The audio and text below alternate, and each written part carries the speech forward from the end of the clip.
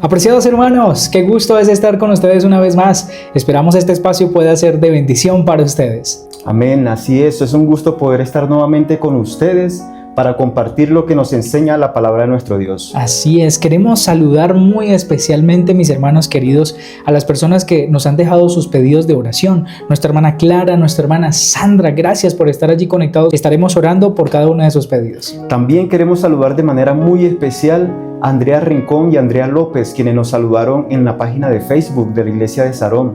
Es un gusto poder compartir y recibir estos saludos de parte de ustedes. Dios las bendiga grandemente.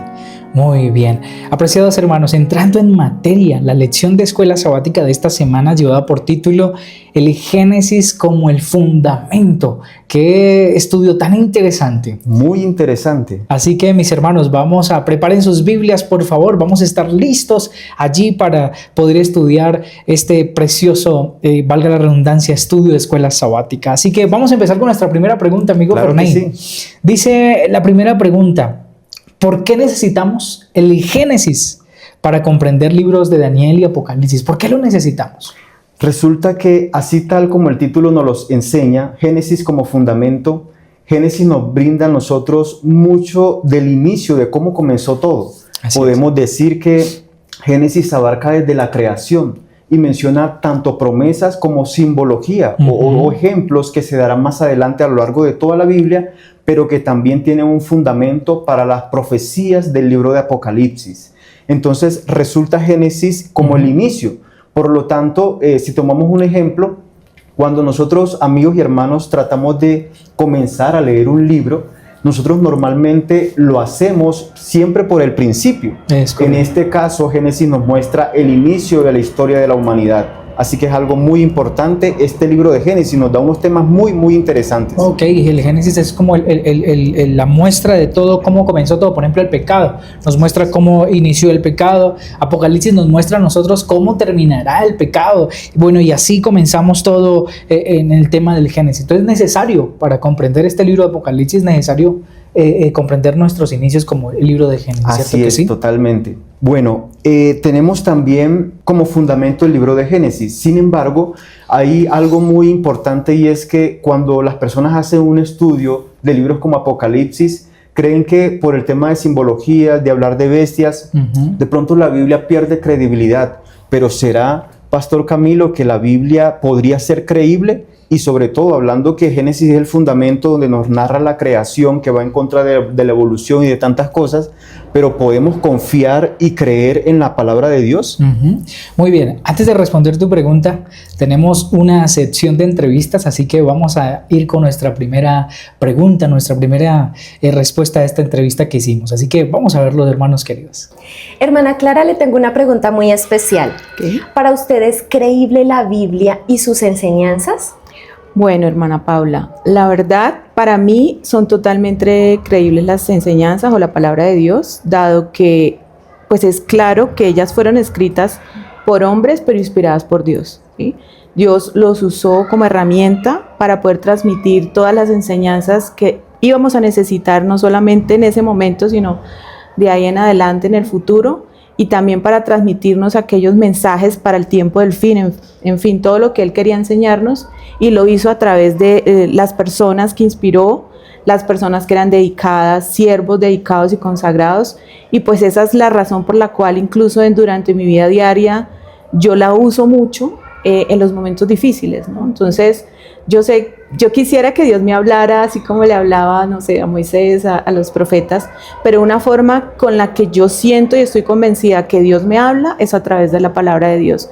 Yo busco, oro, abro las escrituras y yo siento que Dios me habla a través de las escrituras, y eso me ayuda para que pueda salir adelante pues de las situaciones en las que yo estoy. Entonces sí, totalmente creíble. Amén. Muchas gracias, hermana.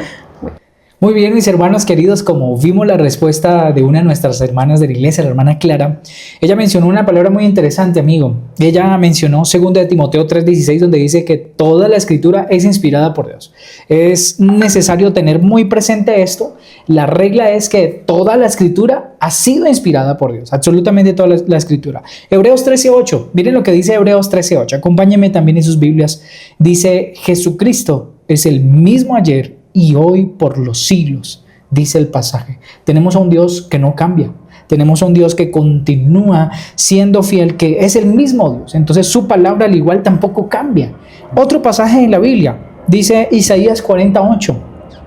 Sécase la hierba, marchítase la flor, mas la palabra del Dios nuestro permanece para siempre. Amén. Entonces, ¿es creíble la palabra de Dios? Claro que sí. Es algo que no se va a acabar, que no tiene fin. Como decía el pasaje, sécase la flor, marchítase la hierba, mas la palabra del Dios nuestro permanece para siempre. Entonces, la palabra de nuestro Dios sí es creíble. Así es, yo creo que tenemos que tener nosotros la seguridad completa que la palabra de Dios no cambia, que la palabra de Dios es segura, fiel y verdadera. Y en este mundo de tanto pensamiento, que no hay una verdad absoluta, que la verdad es relativa, que se menciona mucho, nosotros tenemos que tener como cristianos, como hijos de Dios, la seguridad en la palabra de Dios y en lo que Él inspiró para beneficio de nosotros y sobre todo para nuestra salvación. Así es, amén. Qué bueno escuchar eso. Hermanos queridos y amigo Ferney, la lección usaba una expresión muy interesante, la comprensión del amor de Dios. Y tengo una pregunta para ti, de repente va a ser algo delicada, pero vamos a ver tu respuesta. ¿Puedes comprender el amor de Dios hacia ti? ¿Tú alcanzas a comprender la magnitud, el amor tan grande que tiene Dios hacia ti?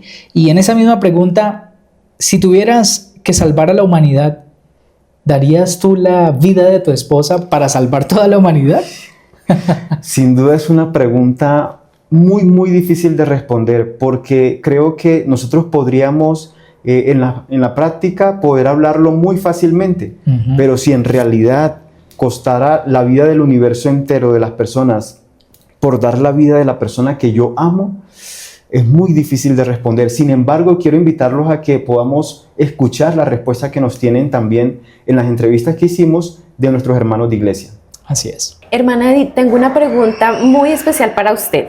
¿Usted ama a Dios? Claro, hermana Paula, sí señora. Y la otra pregunta también es muy importante. Si usted ama a Dios y Dios le pide que entregue a uno de sus hijos, ¿usted se lo entregaría? Hermana, esta es una pregunta muy difícil, porque como mamá yo en primera medida diría que no. O sea, humanamente no podría entregar a uno de mis hijos. Pero si es un pedido del Señor, yo creo que tendría que orar muchísimo y preguntar al Señor, ¿por qué me estás pidiendo eso? Y el Señor, si me da la respuesta y siento que es la voluntad del Señor, creo que sí lo haría. Y es muy probable que al fin del tiempo nosotros seamos probados de esa manera.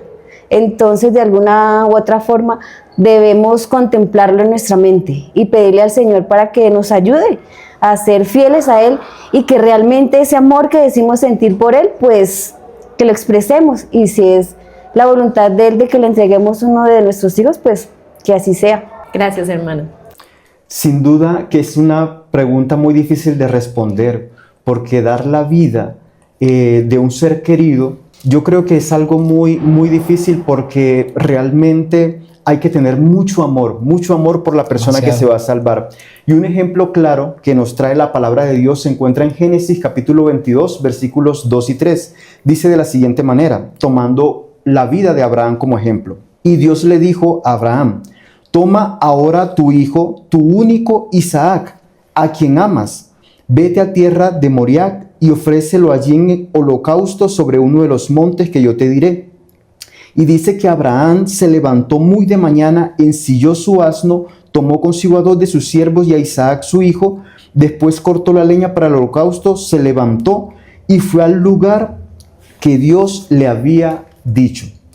Miren, hermanos, que es la primera vez en la Biblia donde se menciona la palabra amar. Así es. Y resulta paradójico porque Dios le había hecho una promesa a Abraham de tener un hijo de la promesa. Qué tremendo es. ¿Cierto? Y entonces todas las características del momento no apuntaban a que Abraham pudiese responder de manera positiva. Era el hijo amado, era el hijo de la promesa, el hijo que había tenido en su vejez, donde tenía toda su confianza y su esperanza, y Dios le pide que lo sacrifique. Yo creo, Camilo y hermanos y amigos, que hay que tener un amor muy grande por nuestro Dios. Así es. Y tú me preguntabas al inicio, ¿amas a Dios? Sin duda yo amo a Dios. Dios ha sido todo en mi vida. Pero que Dios me pida un sacrificio tan grande tiene que ser de mi parte la respuesta a ese amor tan grande que yo tengo. Y es un ejemplo claro que tenía Abraham. Aparte de eso, también una fe muy ciega en lo que Dios podía hacer. Y de pronto él podía pensar, yo entrego a mi hijo, pero estoy seguro que en el poder de Dios confío plenamente en él, a ciegas, sin importar lo que pasa, y lo haría. Y como decía nuestra hermana Clara en la respuesta, que al final, confiando en ese amor de Dios, deberíamos nosotros de ceder en lo que Dios nos pide. Es algo muy difícil, muy complejo de entender, pero si nos basamos en el amor, yo creo que podemos ser obedientes a Dios a pesar de lo que pueda pasar en nuestra vida. Así es, miren hermanos, esto es muy especial. Yo creo que nosotros no seríamos capaces, por ejemplo en mi caso, de entregar la vida de mi esposa. Sería muy difícil, es la persona que yo amo. Sin embargo, Dios amaba tanto a su Hijo, dice Juan 3:16. Él lo amaba tanto, pero por salvarnos a nosotros, que también nos ama, estuvo dispuesto a darlo todo por nosotros. Estaríamos dispuestos nosotros, hermanos, miren, en la Biblia ustedes y yo vamos a encontrar que Dios nos pide cosas a nosotros, en especial nuestro corazón. ¿Qué cosas nos están impidiendo ir a Dios? Cosas que nos están alejando de Dios. Si tenemos que dejar algo, tal vez no tiene usted que entregar la vida de su esposa, de sus hijos, pero sí entrégale su vida, entrégale su corazón a Dios, que es lo más importante, hermanos queridos, y Dios se encargará de lo demás. Así es, absolutamente. Dios en su amor nos mantendrá fieles y valdrá la pena el hacer sacrificios en nuestra vida, el poder dejar de hacer cosas que queremos hacer en nuestra vida, pero que si hacemos un sacrificio y podemos decir, Señor, lo hago porque tú me pides que lleve una vida diferente, que yo sea una persona como tú quieres que yo sea, alejándome de lo malo, creo que en eso podremos nosotros avanzar en ese amor maravilloso de nuestro Dios. Así es. Parte de la historia que mencionaba Génesis 22 es que, como lo leíamos ahorita, hace un momento, había un cordero que debía ser sacrificado. Era normalmente lo que hacían, ir a un altar y sacrificar un cordero en reconocimiento al poder de Dios y a su amor. Camilo, a la luz de Génesis 22 y teniendo en cuenta el estudio de Apocalipsis, ¿cómo la figura del cordero nosotros la podemos tener en cuenta al estudiar Apocalipsis? Ok, miren hermanos, como ustedes notaron, siempre vamos a ver la primera mención. Es lo que vemos. ¿Sí? Queremos ver la primera mención que nos da Génesis y luego vamos al libro de Apocalipsis también que lo menciona. Miren, la primera mención de Cordero lo vemos justamente en esta historia. En Génesis 22, 7 al 8, ustedes pueden notar en sus Biblias, dice de la siguiente manera. Entonces habló Isaac a Abraham, su padre, y dijo, Padre mío. Y él respondió, he aquí mi hijo. Y él dijo, he aquí el fuego y la leña. ¿Dónde está el cordero para el holocausto? O sea, qué momento tan difícil. El mismo hijo se preguntaba, bueno, venimos a hacer un holocausto, ¿dónde está el cordero? Qué momento tan preocupante quizás también para el hijito. Pero miren lo que dice Abraham. Y respondió Abraham, Dios se proveerá de cordero para el holocausto, hijo mío.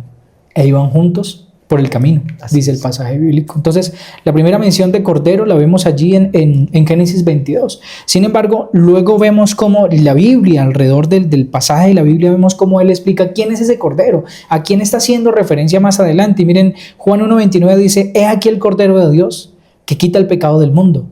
Aquí lo menciona Juan el Bautista. Así es. Cuando ve a Jesús, estaba Juan el Bautista predicando y enseñando a una multitud de personas y de repente aparece Jesús y dice, he aquí el Cordero de Dios que quita el pecado del mundo. Y luego ya, hermanos queridos, vemos como en Apocalipsis 5:6 y dice, y miré y vi que en medio del trono y de los 4 seres vivientes y en medio de los ancianos estaba en pie un cordero como inmolado. Allí ya comprendemos y entendemos que ese cordero que está hablando Apocalipsis es nuestro Señor Jesús, es ese cordero. Entonces, hermanos queridos y amigos que nos escuchan, nosotros podemos notar cómo el Génesis nos ayuda a comprender los símbolos que usa, por ejemplo, el símbolo de cordero. El Génesis nos está ayudando a entender cuando vamos a Apocalipsis que ese cordero es nuestro Señor Jesús. Entonces, sin duda alguna, durante toda la Biblia y especialmente Génesis, ya podemos comprender ya símbolos como el cordero que vemos en Apocalipsis. Así es, algo importante es que, retomando que el Génesis es fundamento para estudiar Apocalipsis, allí son las primeras menciones, por ejemplo, del cordero, de la salvación, y a lo largo de toda la Biblia podemos ver en todo el Antiguo Testamento, en Juan, cuando también él menciona que aquí el cordero que quita el pecado del mundo. Y es un fundamento y un recorrido que hacemos de todo este tema de la salvación y de Jesús como nuestro Salvador a lo largo de toda la Biblia, retomando algo que mencionábamos, Camilo, en la lección pasada, de tener en cuenta el contexto general de lo que la Biblia nos presenta. Así que es un claro ejemplo de lo que venimos diciendo. Así es. Muy bien, avanzando un poco, tengo otra pregunta fuertecita para ti, amigo. ¿Qué es la muerte para ti? Y si en algún momento la has tenido que experimentar tal vez con algún ser querido, con alguien cercano. Claro que sí. La muerte, hermanos, es un tema muy complicado. Primero porque nosotros no nacimos para morir. Nosotros nacimos para vivir eternamente, lamentablemente por el pecado, que justamente Génesis nos indica cómo sucedió todo. La muerte llega como un intruso a nuestras vidas. Antes de seguir con la respuesta, quisiéramos que pudiésemos observar un video de una respuesta en la entrevista que hicimos a nuestros hermanos. Hola Paola, ¿cómo estás? Bien. Quiero hacerte una pregunta. ¿Qué significa para ti la muerte y has experimentado alguna situación relacionada con ella? Bueno, para mí la muerte es angustia, dolor, tristeza, y sí la experimenté porque cuando hubo la pandemia del COVID, se me murió una tía y pues fue muy duro para toda mi familia y para mí. Y pues fue duro, nos dio tristeza, mucho dolor, y bueno, hay familia como los hijos todavía no lo han podido superar. Ok. Así como vemos que Paola nos dio su respuesta, es algo muy doloroso, triste, es algo de lo cual incluso muchas personas no se pueden recuperar cuando llega la muerte de un ser querido. Creo que a todos nos ha tocado vivir ese episodio tan dramático en nuestras vidas. Perder un ser que amamos deja un vacío que nadie puede llenar en muchas ocasiones. Pero miren, hermanos, que incluso la muerte, ni la muerte nos podrá a nosotros separar del amor de Dios que es en Cristo Jesús, Señor nuestro. Amén. Y a la luz de la lección de escuela sabática, la primera mención de muerte que se da ocurre en Génesis capítulo 4, versículo 8, y dice de la siguiente manera: y dijo Caín a su hermano Abel, salgamos al campo. Y aconteció que estando ellos en el campo, Caín se levantó contra su hermano Abel y lo mató. ¡Qué tragedia! La muerte por primera vez. Yo creo que es algo siempre espantoso. La muerte nunca es bienvenida a nuestra vida, pero cuando llega genera unos desastres en nosotros que realmente no son muy fáciles de manejar. Sin embargo, ni siquiera la muerte, como mencionábamos, nos podrá desdibujar esa imagen tan maravillosa de nuestro Salvador. Así es. Y miren que ya lo mencionamos en Génesis y en Apocalipsis, también nos da algo maravilloso con un sentido de promesa y de esperanza para nosotros. Se encuentra en Apocalipsis capítulo 1, versículos 17 y 18, y dice de la siguiente manera. Dice: no temas, yo soy el primero y el último, el que vive. Estuve muerto, pero vivo por los siglos de los siglos. Amén. Y tengo las llaves de la muerte y del Hades. Querido amigo, que en esta hora tú de pronto estás pasando por una situación muy difícil, porque piensas en que la muerte parece que está a las puertas por una enfermedad, o quizá ya ha fallecido un ser querido. Miren, Jesús en Apocalipsis nos recuerda esta maravillosa promesa. Yo soy el que estoy vivo, estuve muerto, pero ahora tengo las llaves de la muerte y del Hades, y Él tiene el poder, así como resucitó, para poder darnos esa esperanza de un día, cuando no sea más, nosotros poder encontrarnos con nuestros seres queridos que murieron en Jesús y poder reencontrarnos y ya no tener más muerte, ni más dolor, ni más tristeza, sino que por su gracia y por su amor podamos vivir con Él y con nuestros seres amados por toda la eternidad.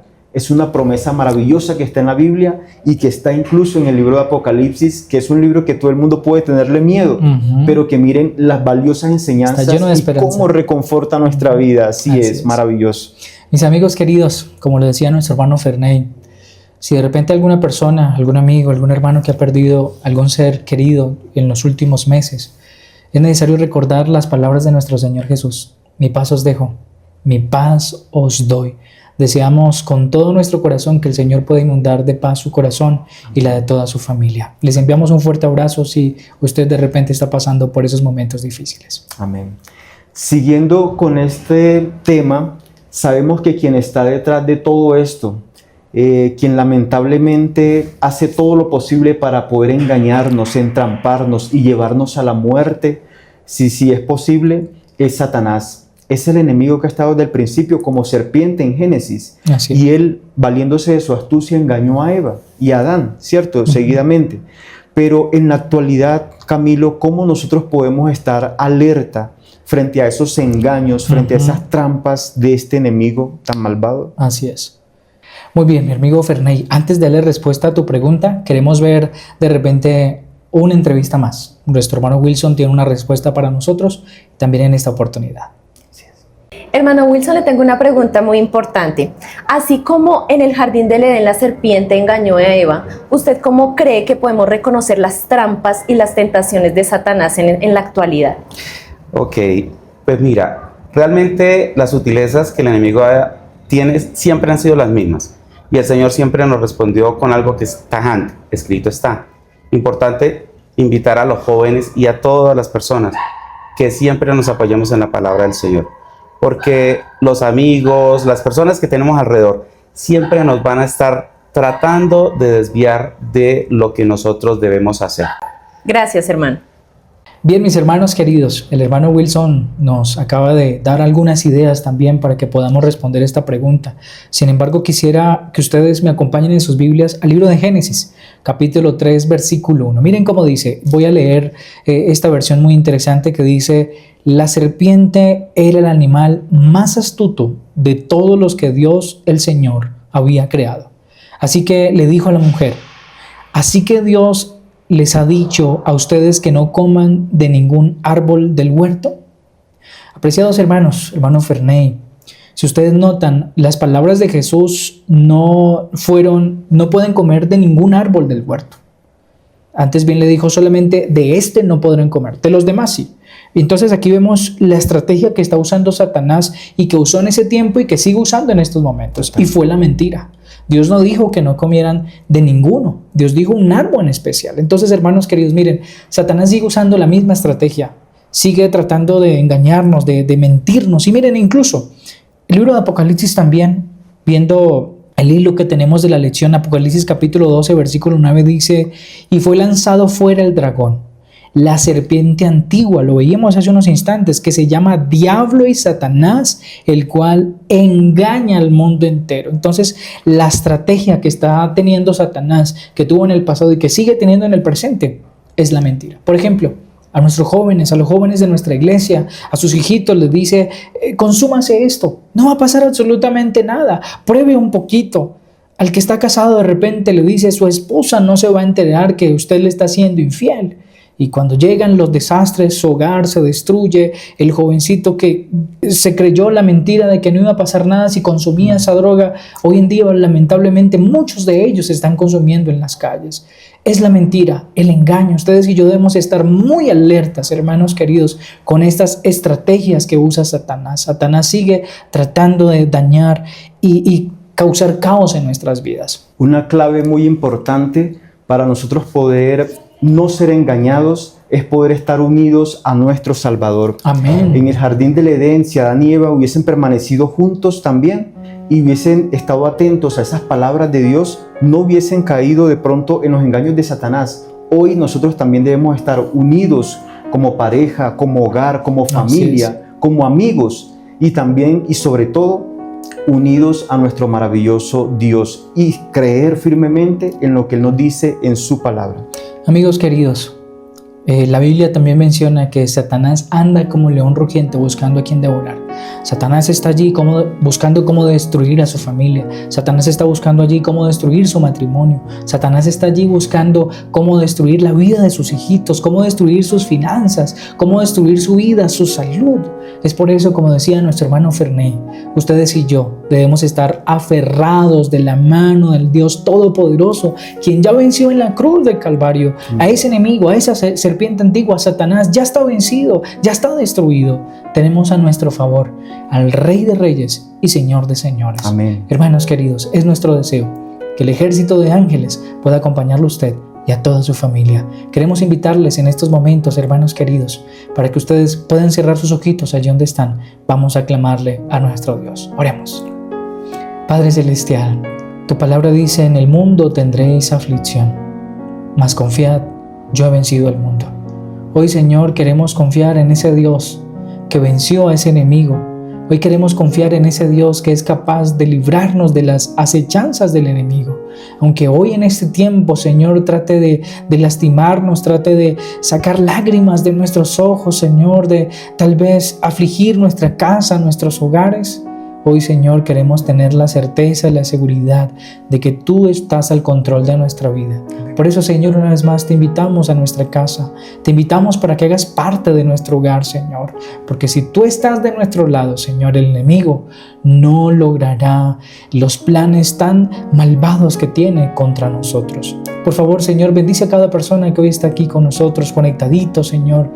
Bendice sus hogares, bendice sus familias, Señor. A quienes están enfermos, trae sanidad, Padre Celestial, y aparta el enemigo de sus vidas. Gracias, Señor, por este estudio. Acompáñanos y quédate con nosotros. Lo pedimos y lo rogamos en Cristo Jesús.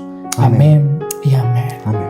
Apreciados hermanos, gracias por su compañía. Queremos agradecerles por este espacio y queremos pedirles que por favor dejen allí en los comentarios su pedido de oración para continuar orando por cada uno de ustedes. Nos vemos en una próxima para así continuar estudiando la palabra de nuestro Dios. Amén. Un saludo. Dios les bendiga.